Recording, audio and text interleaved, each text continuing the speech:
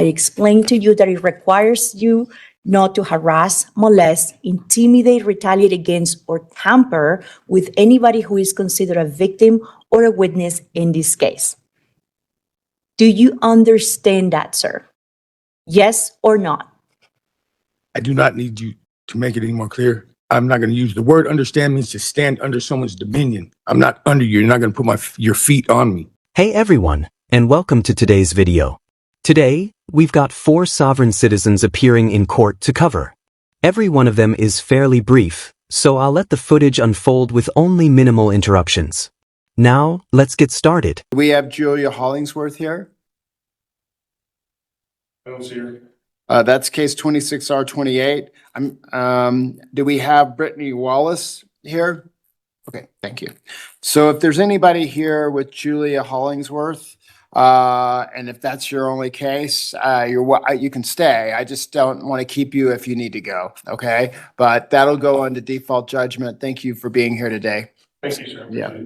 So in case 26R28, default. Shall enter. For failure to appear. So the first sovereign citizen, Karen, never appeared, and because this wasn't a criminal citation, there wasn't any bench warrant involved, only a default judgment entered against her. Now let's move on to our next sovereign citizen in court. So Aaron Martinez, 26M1326. Cole Plummer for the people. Thank you. Good morning, sir. Could you please state your full name on the record? Good morning. Aaron Martinez. Thank you.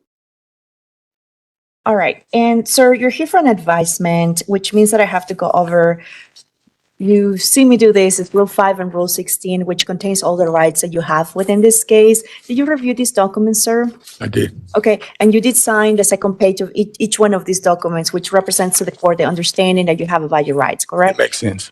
I don't understand, but it makes sense. Okay. Well, if you don't understand, you need me to I provide you an overstand it. advisement. It's clear. Yeah, it's clear. I hear what it says. I just do not understand anything. I overstand it. I hear you.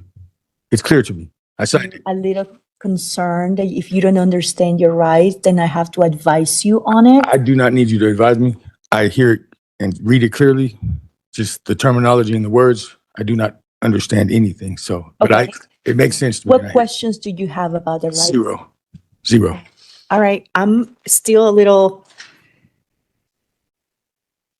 Well, you did sign these 2 documents, Yes. correct? Correct. So that represents to the court, you know what these documents say, That's correct. and you do not have any questions for the court about the rights that you have within your case, either under Rule 5 or Rule 16. That's correct. Okay, all right. There is also, sir, a mandatory protection order in this case. Thank you.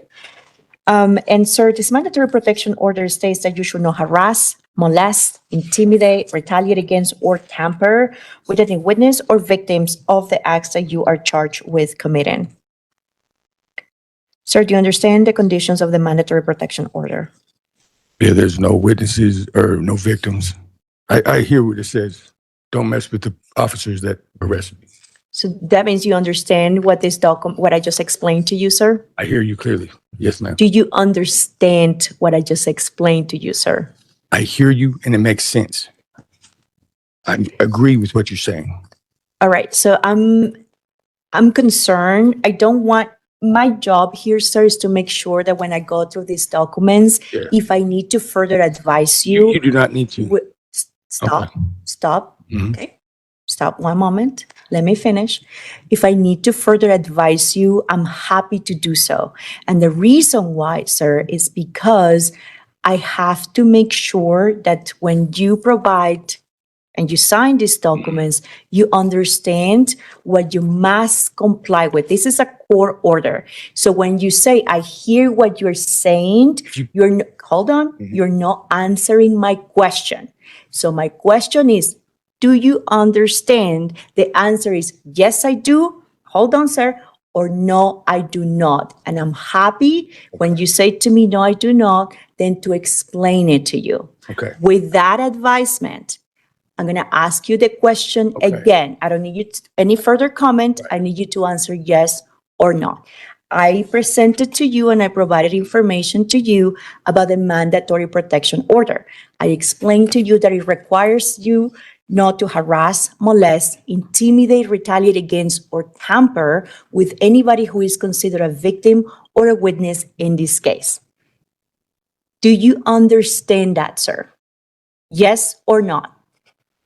I do not need you to make it any more clear. I'm not going to use the word understand means to stand under someone's dominion. I'm not under you. You're not going to put your feet on me. So I hear you and I agree with you. And I'm 100% with what you just said. It's clear. I'm not going to harass, intimidate, molest, any of that with anybody. So Thank you, sir.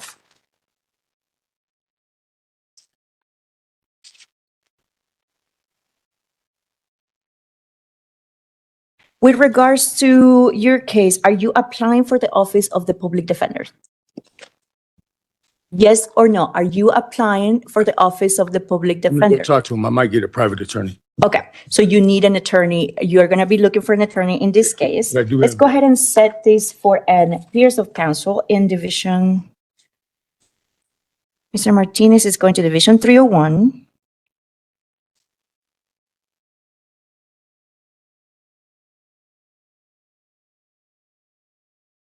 Second at 9 a.m. June 2nd is a Tuesday at 9 a.m. Does that work for you, sir? Yes, that should work. All right, so let's set him for June 2nd at 9 a.m. in Division 301. Anything further, Mr. Plummer? No, thank you, Your All Honor. right, thank you.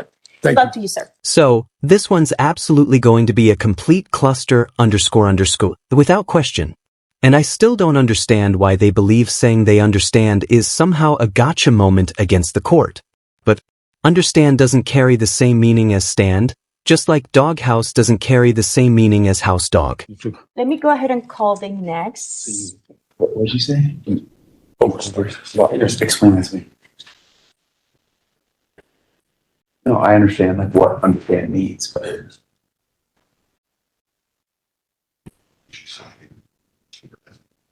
and if you overstand other people, doesn't that mean that you're doing that to them? Sorry. Oh, yeah. Are you okay, Mr. Plummer? Oh yeah, no, absolutely, yes. Okay. I was just curious on the terminology. That's all. Oh, okay. Yeah. I think I know what was happening, but I'm not going to make a comment right now. District attorney even tried to make that perfectly clear before he walked out of the courtroom. Irvin Zamora Martinez, 2022 T136.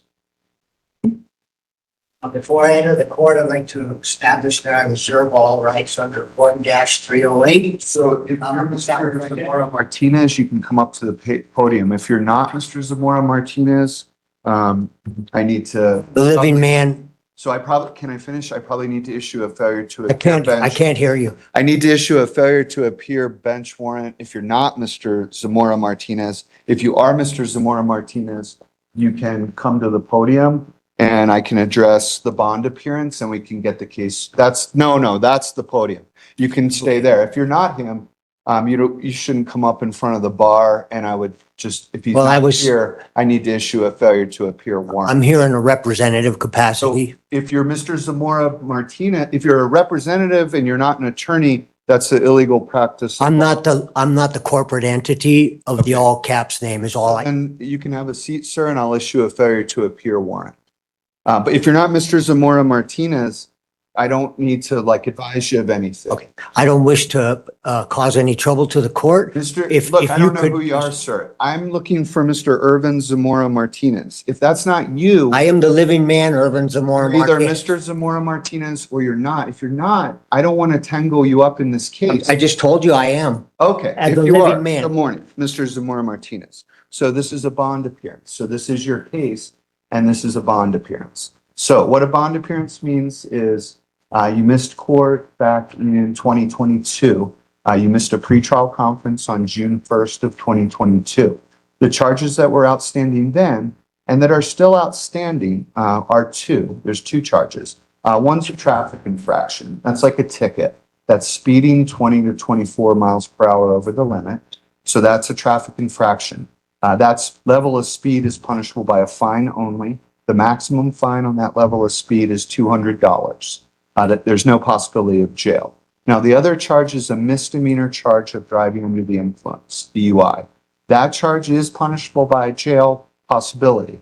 DUI is punishable by 5 days to 1 year in the county jail. That's the maximum penalty on a misdemeanor DUI. If it's a first offense, that's the range. If it's a second or subsequent offense, in other words, you have prior convictions for either DUI or DWAI in Colorado or any other state, there is mandatory jail that's higher. 10 days if you have one conviction, 60 days if you have two, 90 days if you have three. Although that could be a felony, and this is a misdemeanor charge. So those are the two charges filed. With regard to those charges, you don't have to make any statement on the record about those charges. You have the right to remain silent. You have the right to an attorney. I can appoint a lawyer if you qualify through the public defender's office. It's free to apply, but you do have to turn in an application to their office. You have to get them to review it, and then they have to tell you whether or not you qualify. You also have the right to any attorney that you make arrangements with, any private attorney of your own choice. Any plea you enter has to be your own decision, your own voluntary choice. It looks like, let me see, you have a bail here. Take a look at it so I can advise you on that.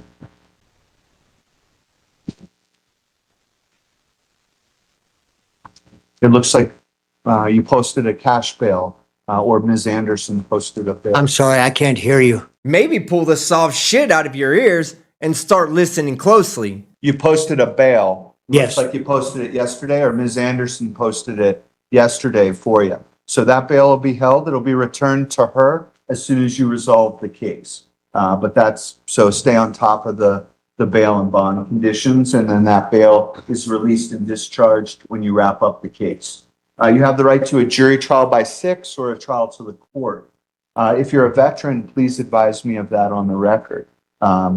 So I'm aware and the DA is aware, and I have some paperwork about veterans services. So those are the charges, and that's another advisement on the bond appearance. Do you wish any further formal advisement at this time? I would like to get the public defender. Okay, we have paper applications here, and you can take one of those. Their address is on it. It's 610 Main Street. I would encourage you to take it over as soon as possible, turn it in, and then make sure you communicate with them about whether or not you qualify. There's like an instructions sheet with it. And it pretty much lines everything out, but you do have to go over there and turn it in, and then they require like information about finances, financial condition, stuff like that. So, okay. If you don't qualify, like I said, you do have the right to, and any attorney of your choice, you can represent yourself, although I'm not saying you should make that decision lightly. That is an option. All right.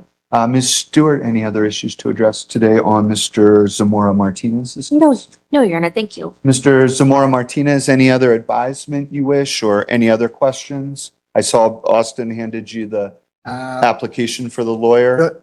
I'm not familiar with going to court, so I don't know what the procedures are, but I do have a question for this court record.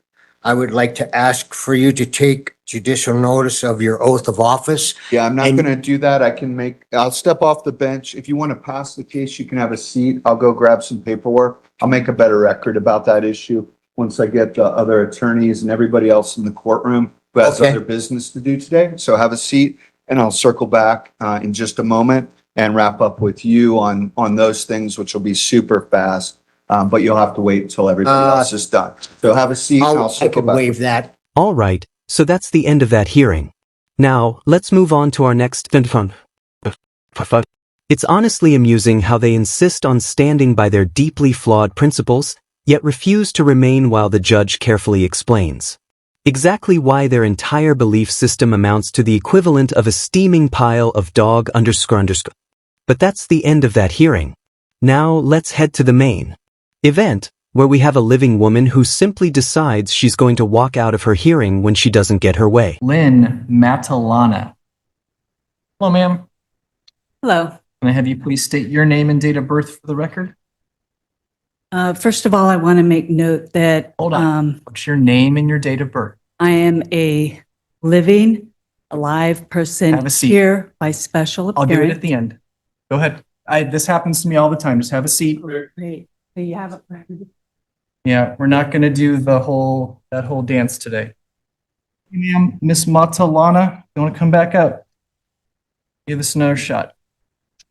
As Okay. I stated before, I'm a living, breathing woman. My name is Lynn Matalana. My date of birth, 65. So ma'am, it looked like you wanted to have a contested hearing today. Yes, You've heard me talk to the other folks about what I can and can't do if we do a contested hearing, right? yes. Okay. And what I'd like to do is provide the court a couple documents that Okay. need to be part of the recording. Do I just step up or do I give it to the bailiff? Hold on. Is this evidence in regarding your case? Yes, What kind of evidence? this is some recorded documents regarding my status as a national versus. I'm not doing that. So if you have Well, documents no, you about your absolutely insurance. have to do this. The whole idea. Hold on. The So- whole idea is that I have never committed a crime. I haven't, I These only aren't crimes. have, There are 3 traffic infractions. right. One's for So- not having insurance. Right. One's for not So registering your vehicle. the Hold whole on. key is And- that this documentation that is recorded in a court, this What documentation. court is it from? This is from Pima County, Arizona. Pima County. I This is recorded Pima this- County, Arizona. I know, ma'am. that's why I want it recorded here. No, we're not doing that. It needs to be recorded here. No, it's not germane to your case. Yeah, it's very germane to my case because the key here is Did that you- I'm not subject, as a citizen of the That's fine. corporation, I'm not subject to the statutes. I'm subject to laws. I understand. Okay? I drive very well. I take very good care of all my things. I'm you have going to insurance? ask that you dismiss it. Do you have insurance? I operate off of bond. Okay. I'm not subject to insurance, and I have documentation on that too. So you filed a But- bond with the state of Washington? But you cannot, Did you file a bond even- with the state of Washington? not with the state of Washington, Okay. no. All right. So, Well, that's fine. but I mean, even I have all this that I've registered with the Department of State Okay. and the Department of, and I use a passport for my licensing Okay. from the Department of State. And this is what this documentation shows, everything that I've submitted to the US government regarding my status. Okay. So certainly I'm going to, if you And I any have evidence recorded about- a trust too. Okay. So the second thing is that every single infraction creates a bond under my account, under my strawman name. So here's what I'm going to do. So I'm going to gonna- ask that I'm you going to allow use, you, I'm going to allow you to make any argument you want about either whether you had insurance or whether your vehicle was registered or about the traffic control device. You and I are going to agree to disagree about the court's jurisdiction. I'm willing to hear that evidence. If you don't want to provide that evidence, I'm going to make my I do ruling. not contract. I was Okay. riding with my fine. husband's car, but I do not contract with the Department of Motor Vehicles. Okay. I'm going to And make I my am- decision and you are fine with, you can appeal it to the Superior Court in Clark County. Okay. Thank Will you, ma'am. do. Okay, so this is the point where she leaves without being excused. So, this is the exact moment she walks out without ever being excused. Now, before we get to the outcome of this one, I really want to point out that she claimed she doesn't contract with the Department of Motor Vehicles, yet she still has a driver's license. Turns out she's the perfect offspring of hypocrisy and dumb __. So, let's hear the judge rule against her. All right. The court is going to make the following findings. This is Officer Leon's report. I did provide the petitioner, Ms. Matalana, the opportunity to provide evidence. Seems that she's contesting the court's jurisdiction, her personhood, and so forth in front of the court, which is fine. That's what a person can do. And certainly if I'm wrong about the court's jurisdiction over a case that takes place in Richfield, Washington, the Superior Court will tell me so. The officer's information shows that this red hatchback was approaching a stop eastbound off 85th Avenue in the city of Richfield, Washington. that the vehicle did not slow or stop at the intersection, which had clearly marked stop signs. As a result of that first infraction, the officer initiated contact by turning on his flashing emergency lights. The officer approached the driver. This is Officer Leon of the Richfield Police Department. The vehicle had pulled over. The officer identifies the license plate, Washington BFL 4269, explains the reason for the stop, asks the driver for her license. She states, quote, "I've dealt with you guys before and I don't provide information." The officer again asked for her driver's license, which she did provide. She's identified as Lynn Matalana by her Washington driver's license. Ms. Matalana said she would not provide insurance or proof of registration. She stated, "I don't have to give you that."